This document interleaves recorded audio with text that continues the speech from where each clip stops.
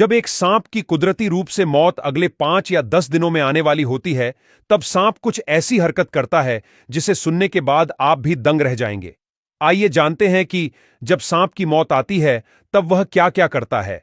देखा जाए तो पूरी दुनिया में कुल 3,900 जितनी सांप की प्रजातियां पाई जाती है, लेकिन उसमें से 200 जितनी सांप की प्रजातियां ऐसी है जो अगर एक बार इंसानों को काट ले तो इंसान की मौत होने के चांस सबसे ज्यादा है। आपने शायद सांप को कभी न कभी गाड़ी के कुचलने से या किसी इंसानों के मारने से मरते हुए जरूर देखा होगा, किंतु शायद कि कोई ऐसा इंसान होगा जिसने सांप को कुदरती रूप से मरते हुए देखा हो, क्योंकि यह एक ऐसी दुर्लभ घटना है जिसे बहुत ही कम लोग देख पाते हैं। क्योंकि सांप की प्राकृतिक मौत की प्रक्रिया इतनी अनजान और अदृश्य होती है कि इसे देखना या समझ पाना मुश्किल है। एक सांप की जब मौत आती है, तब वो पहले से ही अपने अंत को भांप लेता है। इसलिए सांप किसी शांत और एकांत जगह पर चला जाता है और वहां कोई अच्छी शांत जगह चुनकर कई दिनों तक खाए पिए बिना ऐसे ही पड़ा रहता है। इस दौरान उसे कुछ शिकार नजर आता है तो भी उसे खाने का प्रयास नहीं करता। उसकी भूख और शिकारी प्रवृत्ति जैसे खत्म हो जाती है।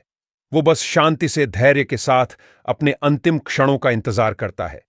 धीरे धीरे भूख और थकान से वह कमजोर हो जाता है और एक दिन कमजोरी से उसकी मौत हो जाती है। किंतु सांप ऐसा क्यों करता है? तो आइए उसके पीछे का कारण जानते हैं।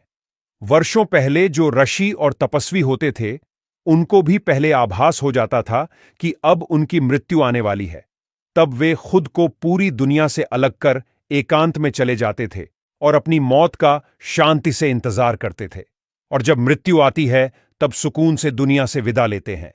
सांप की तरह कई और जीव भी ऐसे होते हैं जिसे अपनी मौत का पहले से अंदाजा हो जाता है, जैसे कि कुत्ता, मछली, चींटी और हाथी जैसे कई और जीव। यह जीवों को अपनी मौत का पहले से ही पता चल जाता है और वे अलग अलग प्रकार की शारीरिक गतिविधि करने लगते हैं। सांप की तरह यह सभी जानवर प्रकृति के इतने करीब होते हैं कि वे सभी कुदरत के हर एक बदलाव को आसानी से महसूस कर लेते हैं, जैसे कि सुनामी, भूकंप, गर्मी, बरसात वगैरह। और दूसरी तरफ हम इंसान हैं जो प्रकृति से इतने बिछड़ गए हैं कि प्रकृति का कोई भी संकेत हमें समझ नहीं आता। हमने अपने जीवन को ऐशो आराम में ऐसे झोंक दिया है कि मानो अब सिर्फ पैसा और मौज मस्ती ही हमारे जीने का मकसद बन गए हैं। हमारा प्रकृति से कोई तालमेल नहीं है और न ही ध्यान, तप और मोक्ष की प्राप्ति का लक्ष्य। जिस बात को एक सांप जैसा जीव समझ सकता है कि इस शरीर को छोड़ने का समय आ चुका है, वही बात आप और हम नहीं समझ पा रहे हैं। जरा सोचकर देखिए, अगर आपको भी सांप की तरह यह एहसास हो जाए कि आपका समय खत्म होने वाला है, तो क्या आप शांति से उसे स्वीकार कर पाएंगे?